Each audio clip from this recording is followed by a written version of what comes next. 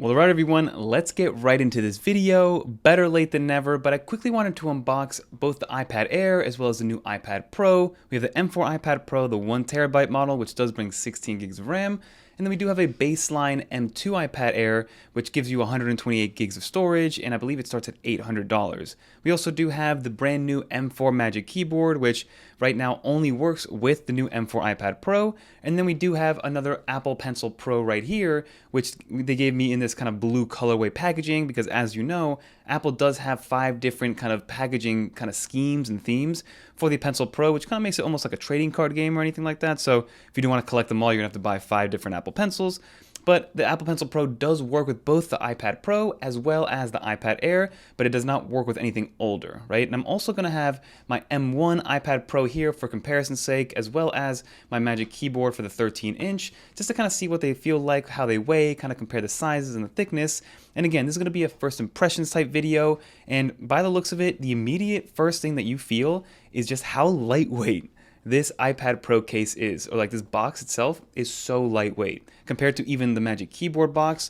And then the iPad Air box is actually even heavier than that. So I will keep that in mind as I go through these unboxings, but the first thing that I do want to unbox is actually the iPad Air, because obviously the iPad Pro is going to get the most amount of headlines, but I do believe that this 13-inch iPad Air that I have right here is going to be the biggest seller, because for $800, and I believe if you go through the education store, you can get $50 off, especially here in the US. So you can get a 13-inch brand new M2 iPad Air with 128 gigs of storage for $749 here in the US, and it's going to give you pretty much everything that you can get out of the actual iPad Pro, right? It has hover support, it works with the Apple Pencil Pro, and then also the fact that Apple did remove that secondary camera from the iPad Pro without telling anybody means that they both only have one camera sensor. The only real big difference is going to be the quality of screen. You're still dealing with the IPS display on here, which is only 60 Hz, but still plenty bright versus the 120 Hz new OLED display on the iPad Pro, and of course the new form factor of the iPad Pro is now much thinner. But again, for most people, that's not going to matter. But let's quickly unbox this and see exactly what we got going on. We did hear is that Apple actually got rid of the Apple stickers. But I did hear also that if you do want a pair of Apple stickers and you do buy an iPad Pro in store, you can request them from an employee and they will give them to you. Now, I have not been able to test that theory, but maybe we'll go into the Apple Store one of these days and see if they do give us one of those. But this is the actual blue colorway, which I'm going to open up in a second. And in terms of packaging, so yes, you do get a 20-watt brick USB-C with a nice braided cable, which is a nice little addition. And then I did want to confirm that we don't get the stickers, and no, it just looks like we get a starter guide, some paperwork, and that's literally it. So this is the packaging that you get for $800. Let's see exactly what we got going on with this iPad Air. And this is, like I said, the blue colorway. So we open this up, and okay, this does look a little bit more blue than I expected. I've been seeing some pictures online where the blue is actually not as blue, but as you can see here, it does look really nice. It's a nice kind of like a subtle blue. The hues are nice. Again, I'm in kind of cool lighting right now, and it is nighttime, so this is probably the best that it's going to look from a colorway perspective. It does say iPad Air on the back with your pink connectors on the back, and then of course you have the iPad. And honestly, it just feels like an iPad Pro, right? It has the same feel, the same build, the same chassis. You do notice when it is dark that the camera is right here. But another thing, if you look very closely, the camera is technically a little bit off to the left. I don't know why Apple did that, but it's going to bother me as I look more and more into it. But you do have the camera now in the landscape orientation, which is my favorite form. And then, of course, you do have the Touch ID button right here. So I just want to turn this on, and as it turns on, we might unbox some other things. But as we turn this on, I do want to actually compare it to the current iPad Pro that I have. So as I said, I have an M1 iPad Pro, and here it is right here. And in terms of weight, they feel relatively the same. Maybe the iPad Pro is a tiny bit heavier, but from a form factor size, we are dealing with pretty much identical sizes, right? Same footprint, same chassis. The volume rockers are on the same exact side. The volume rockers are on the same exact spot. You also have the actual magnetic latch to be able to charge your Apple Pencil. The only difference really form-wise, aside from the color, is that you have the Touch ID lock button versus the regular lock button. You still have the pin connectors, you have the 4 speaker grills, you know, like I said, the volume rocker. And overall, it is pretty much identical in terms of the actual footprint of the iPad Air versus the older iPad Pro. You can see that we do have a nice dual camera on the M1 iPad Pro versus a single camera, but again, most people are using these iPads just to kind of scan documents. I don't see too many people using iPad Pros to go out and film movies, you know, again, to each their own. And another thing that I did want to quickly test is how it works with the regular Magic Keyboard. So this is the Magic Keyboard from the the older model. So it works with the 2018 iPad Pro all the way to the M2 iPad Pro, and it does also work with the iPad Air. So if I slap this iPad Air on here, it does perfectly magnetically attach.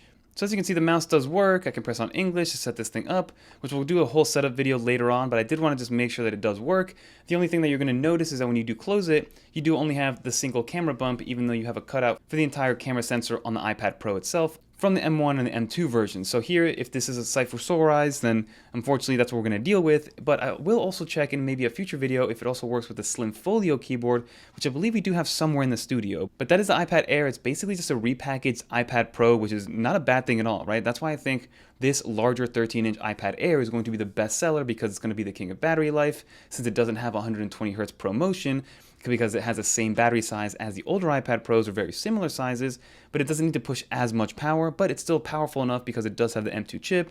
You get Stage Manager, extended monitor support, and everything in between. So you're not really missing out on much in terms of the iPad full experience when you go with this $800 or $750 iPad Air. And if you want to go even cheaper, you can obviously get the 11-inch iPad Air at $600, which is, in my opinion, an absolute bargain, depending on how you're going to be using that iPad Air. But now let's move on to the iPad Pro, which is exactly what I really want to get into.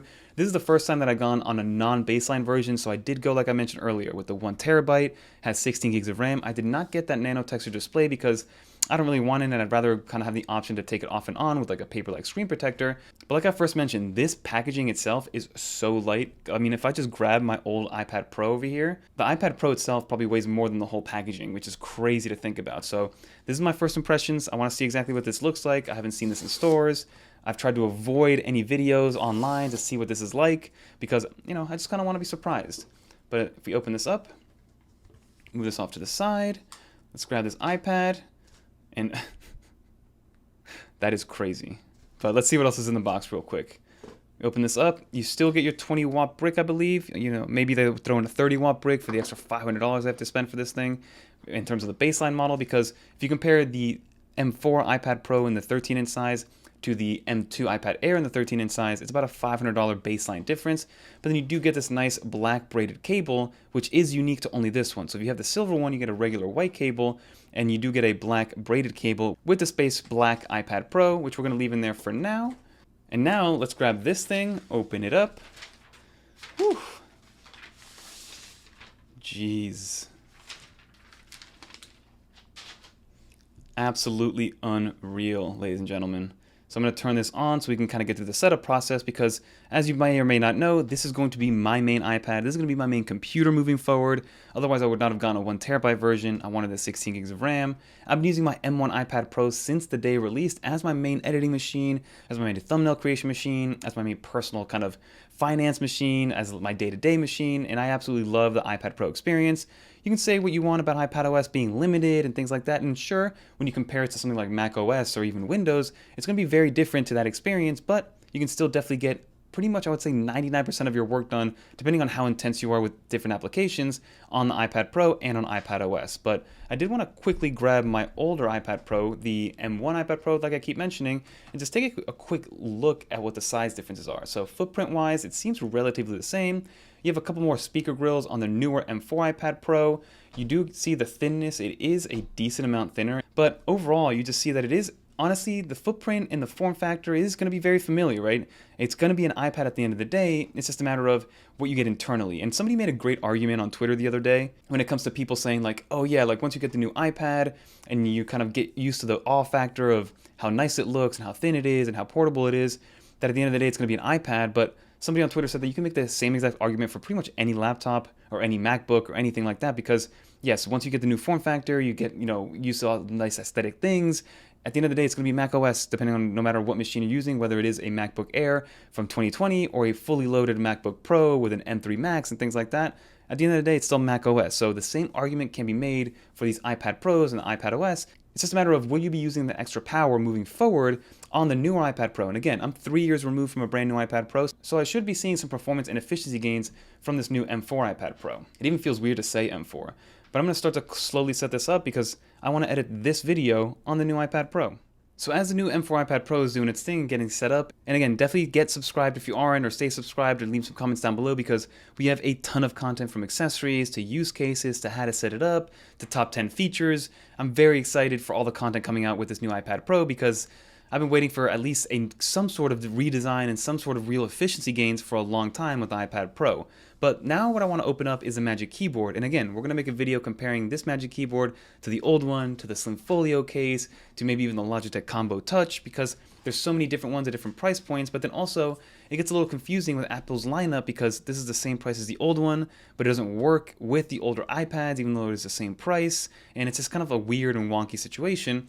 But I'm also happy that they did redesign this and gives us a little bit more of a MacBook feel with that little kind of aluminum that we've been seeing online. So again, this is going to be my first foray into it to see exactly what it's like. And it is supposed to be lighter than the other one, because when you did put the M2 or M1 iPad Pro with the Magic Keyboard and the Apple Pencil, it was a relatively hefty package, especially at that 12.9-inch form factor. And it was heavier than a MacBook Air. It was definitely heavier.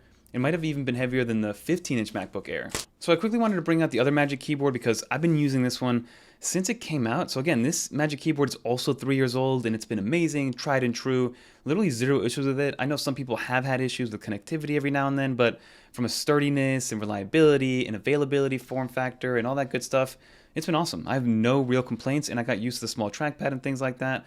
But now, if I open up the new one, you can see that the back of it does look pretty much the same. The big difference that you see from this side is that it is a little bit thinner. This one does come off the ground a little bit more, but then the back of it is a different kind of aluminum style versus that kind of rubbery material on the back. You open this up, and then you do see that there is a big difference. This gives me big time bridge keyboard vibes, if you guys have ever kind of used those before.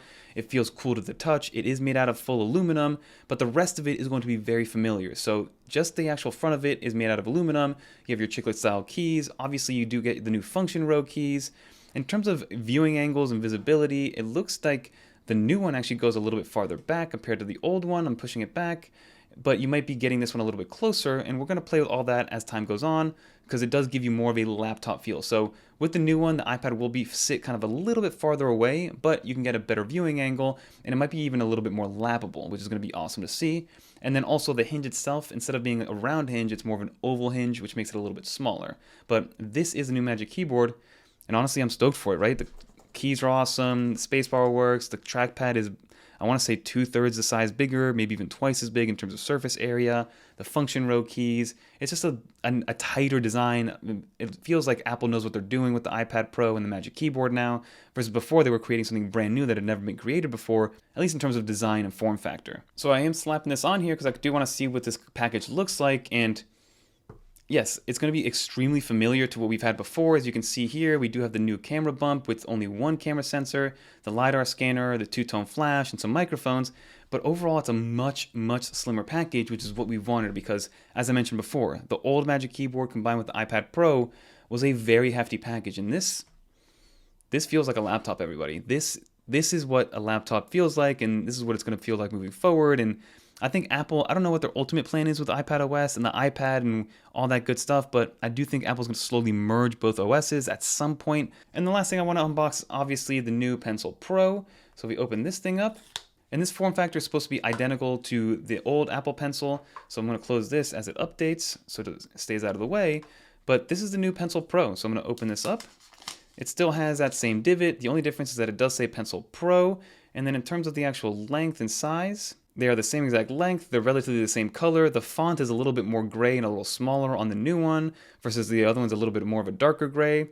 The tip does pull off, this tip also unscrews off. And I'm just excited to see the new gestures, the new shortcuts, and I'm going to also play around with some accessories to see if you can still use a squeeze gesture when you have maybe like a paper-like pencil grip, which I've been using for years and years now since they've released. So I'm going to throw this on and see exactly what it ends up looking like when I do end up trying to charge it, and being able to use a squeeze functionality. But that will just about do for this video, everybody. Thank you for bearing with me. I didn't get this until later in the evening, and I wanted to give you guys my first impressions.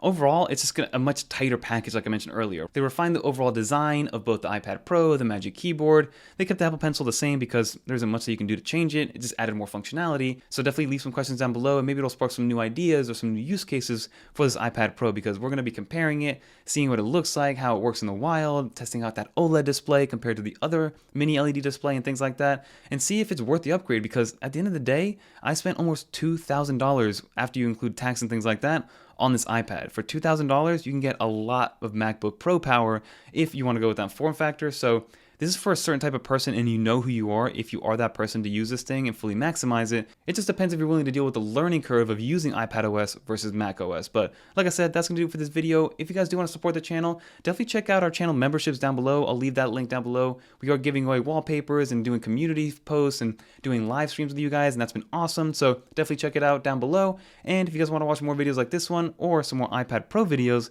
click on one of these right here. And until next time, I'm Fernando, and I'm out of here, everybody. Peace. I'm excited for this one.